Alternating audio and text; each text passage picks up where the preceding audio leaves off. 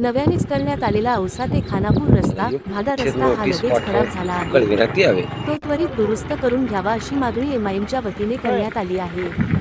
मागील 6 महिन्यापूर्वी औसा ते खानापूर भादा ते औसा रस्ता करण्यात आला आहे, परंतु हा रस्ता पूर्णपणे उखडलेला आहे।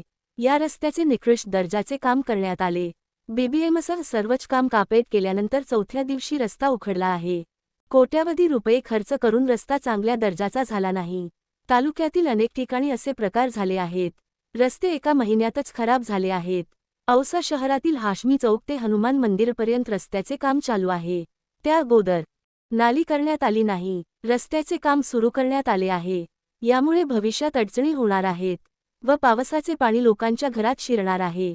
तहसील समोरील नालीमध्ये पाणी साचून रस्त्याला तलावाचे स्वरूप आले आहे। मुख्य रस्त्यावर दोन्ही बाजूने झाडांची कटिंग करणे गरजेचे आहे, जेणेकरून विद्युत प्रवाहास अडथळा येणार नाही।